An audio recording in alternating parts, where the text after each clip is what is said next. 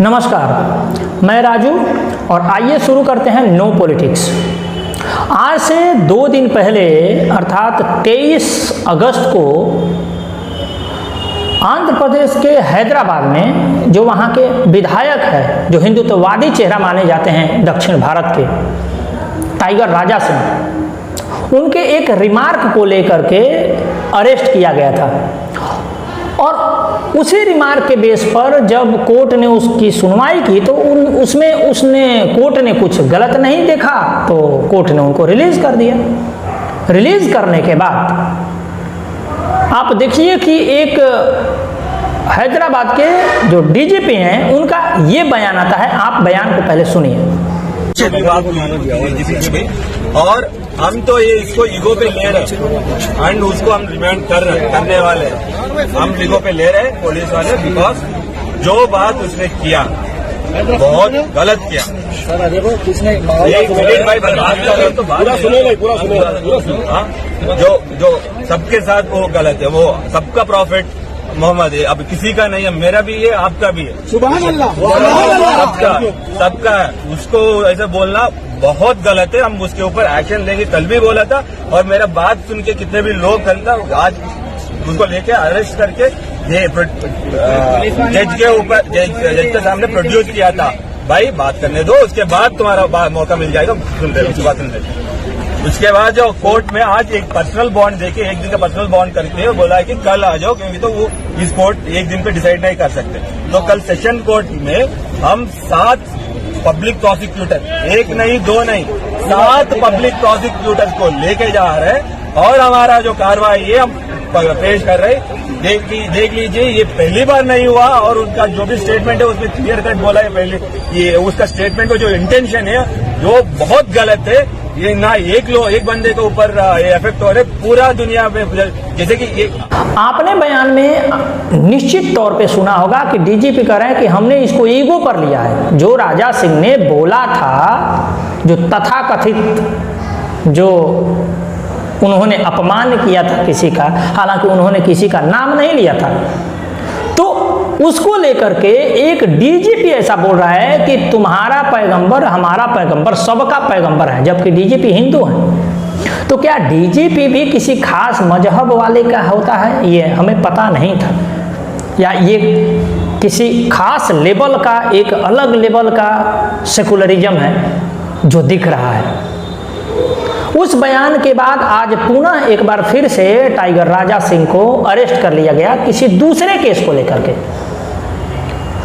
और अपने अरेस्टिंग से पहले, चूंकि राजा सिंह भी पॉलिटिक्स में है, उनके सोर्स हैं, तो उनको पता लग गया था कि उनको अरेस्टिंग होने वाली है, तो उन्होंने एक बार पुनः अपना वक्तव्य जारी किया था। आप उनका वक्तव्य भी सुन लीजिए।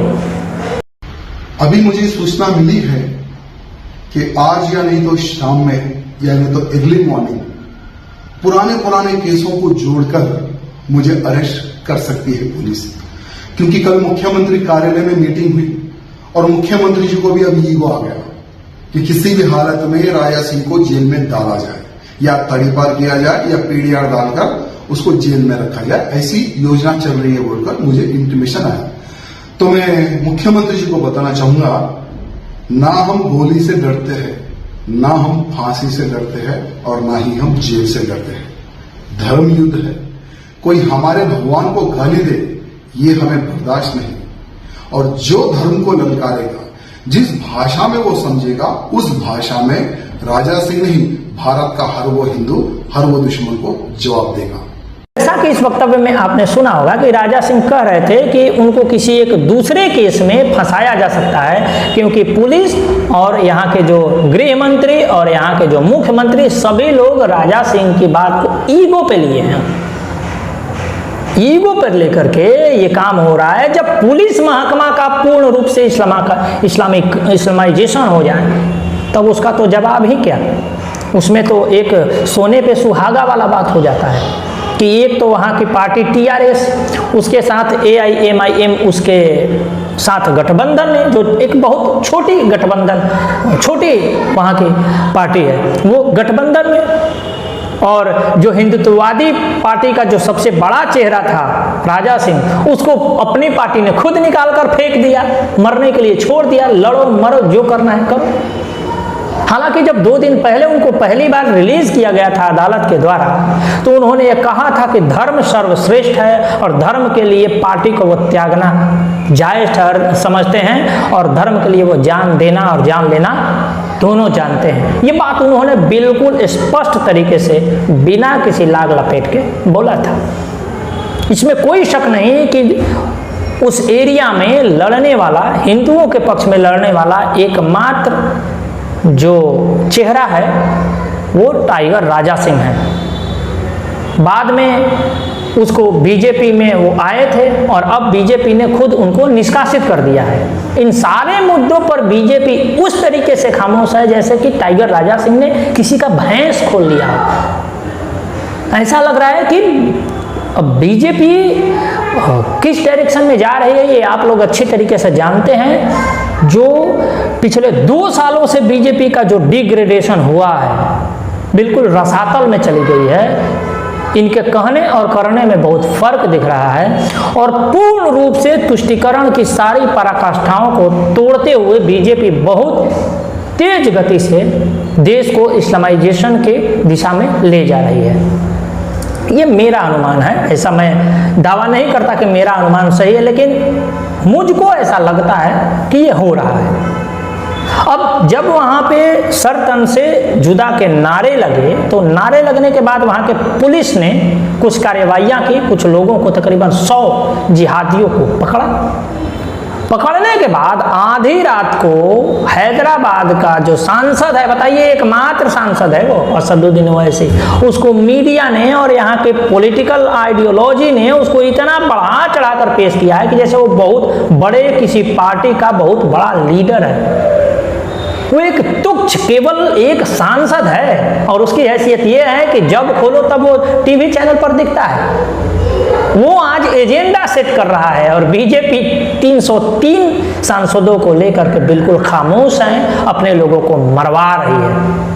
और रात को 2 बजे यह ओवैसी जितने भी जो जिहादी तत्व अरेस्ट हुए थे उनको पुलिस ने पकड़ा था सर तुम से जुदा के नारे के मामले में, उनको छुड़वा देता है और पुलिस छोड़ भी देती है।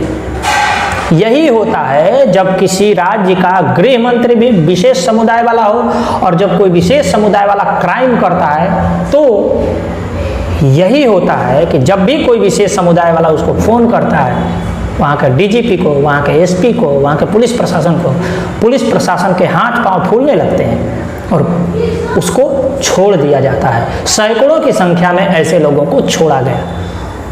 आप इमेजिन करिए कि यदि इस तरीके की घटना किसी दूसरे राज्य में हुई होती तो क्या वहाँ का सांसद जो अपने आप को हिंदुत्ववादी सांसद कहता है, कोई भी बीजेपी का सांसद यह काम करता, अपने लोगों को छुड़वाता? क्या नहीं छुड़वाता, क्योंकि उसे ट्रू सेकुलर बनना है। और वही ट्रू सेकुलर के नाम पर बीजेपी आज तुष्टीकरण की सारी पराकाष्ठाएं पार कर रही है। और बहुत लोग यह कहेंगे कि आपने बीजेपी का नाम तो लिया लेकिन टीआरएस का नाम नहीं लिया। मैं टीआरएस का नाम क्यों लूं?